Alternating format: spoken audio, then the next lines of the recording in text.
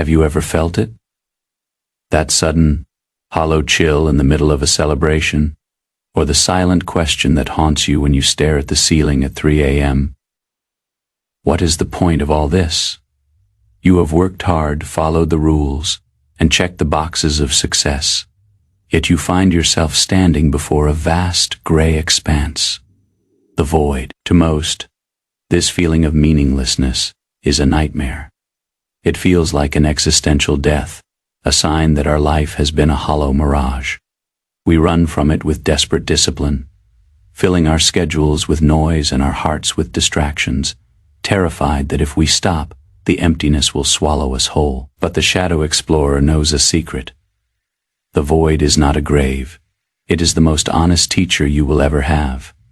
The fear of meaninglessness is not a defect of your mind. It is the birth of your sovereignty.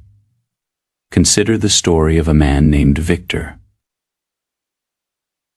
Victor was a man of extreme order and high achievement. He was a doctor who had spent his life saving others, believing that his meaning was tied to his usefulness.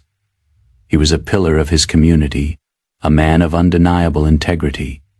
But after 30 years of service, a sudden burnout left him unable to work. In the sudden silence of his retirement, the walls of his identity collapsed. He looked at his medals and his degrees, and they felt like dry leaves. He looked at his past, and it felt like a script written by someone else. He had entered the abyss, and for the first time, he felt the terrifying cold of nihilism. He felt that his life had been a nothing. For months, Victor tried to fix his despair. He tried to find a new hobby, a new cause, a new way to feel needed. But the void rejected his shallow offerings. Every time he tried to build a new meaning, the voice of the shadow whispered, "Why? For what?" He was exhausted by his own resistance. He felt he had lost all control. One evening, Victor stopped fighting.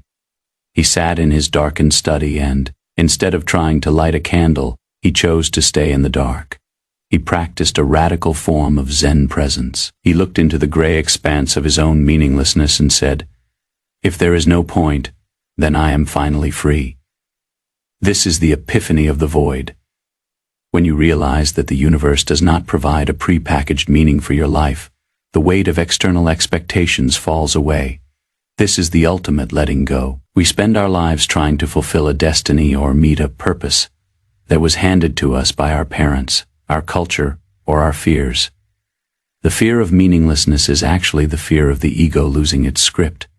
But when the script is gone, you are left with the raw material of existence. You realize that you are not a character in a play. You are the writer holding the pen. In the philosophy of Stoicism, we learn that the world is indifferent to our desires. The stars do not care about our promotions, and the mountains do not bow to our grief. To some, this is depressing. But to the wise, this indifference is the greatest gift. It means that your meaning is your own internal jurisdiction. It is a work of alchemy that you perform every day. You don't find meaning, you forge it. You forge it in the way you treat a stranger, the way you savor a cup of coffee, and the way you maintain your dignity in the face of suffering. Victor realized that his previous meaning had been a burden, a constant pressure to be useful in order to justify his existence. In the void, he found a deeper truth. His existence required no justification. He began to live from a place of being, rather than doing. He started to paint, not because he wanted to be an artist, but because the movement of the brush made him feel alive in the present moment. He found healing, not by filling the hole in his soul, but by realizing that the hole was actually a space for infinite creativity. The fear of meaninglessness is your greatest teacher, because it strips away all that is false. It burns the cardboard structures of your vanity and leaves only the bedrock of your character. It teaches you that meaning is not a destination you reach, but a quality of attention you bring to the now. When you stop asking, "What is the meaning of life?" and start asking, "How can I be meaningful in this moment?" you reclaim your control. If you are standing before the void today, do not flinch. Do not rush to fill the silence with the noise of a new plan. Stay in the gray expanse. Let it show you how many of your goals were never yours to begin with. Let it show you the freedom that comes when you stop trying to be someone and start simply being. The void is the clearing in the forest where you can finally build a home that is truly yours. It is the silence that allows you to hear your own heart. It is the darkness that allows you to see the stars of your own values. You are the architect of the empty space. Your life is a blank canvas, and the fact that it is blank is not a tragedy. It is the greatest opportunity you will ever have.